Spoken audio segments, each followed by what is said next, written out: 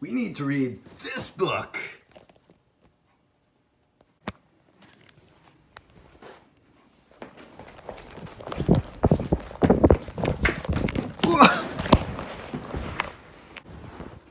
Okay. We definitely need to read this book. Chapter 2, today. So when we last read this book, we were at the end of chapter 1, which is the 3 farmers. And now we are moving on to chapter 2, Mr. Fox, on page 7. And just as a reminder, the last page we read was talking about how the children used to sing this song about Bogus, Bunce, and Bean. One fat, one short, one lean. And how they are equally mean. So let's find out now about Mr. Fox in chapter 2. On a hill above the valley, there was a wood. In the wood, there was a huge tree. Under the tree, there was a hole. In the hole lived Mr. Fox and Mrs. Fox and their 4 small foxes. Every evening, as soon as it got dark, Mr. Fox would say to Mrs. Fox, "Well, my darling, what shall it be this time? A plump chicken from Bogus? A duck or goose from Bunce? Or a nice turkey from Bean?"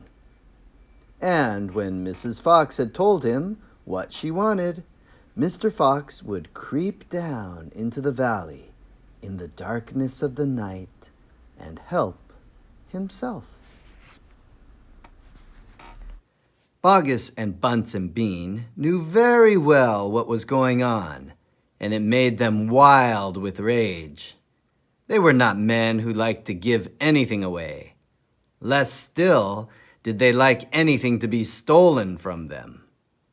So every night, each of them would take his shotgun and hide in a dark place, somewhere on his own farm, hoping to catch the robber. But Mr. Fox was too clever for them.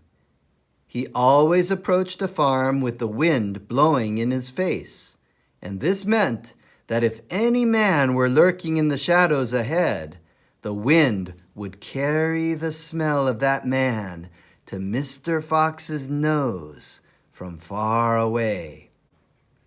Thus, if Mr. Bogus was hiding behind his chicken house number 1, Mr. Fox would smell him out from 50 yards off and quickly change direction, heading for chicken house number 4 at the other end of the farm.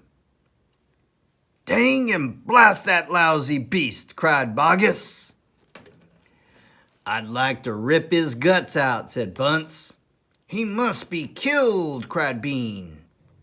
"But how?" said Bogus. "How on earth can we catch the blighter?"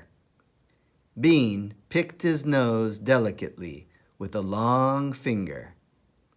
"I have a plan," he said. "You've never had a decent plan yet," said Bunce. "Shut up and listen," said Bean. "Tomorrow night we will all hide just outside the hole where the fox lives. We will wait there until he comes out. Then bang, bang, bang, bang." "Very clever," said Bunce. "But first we shall have to find the hole." "My dear Bunce, I've already found it," said the crafty Bean. "It's up in the wood on the hill. It's under a huge tree." And to find out more, please stay tuned for the next installment where we shall read Chapter 3, The Shooting.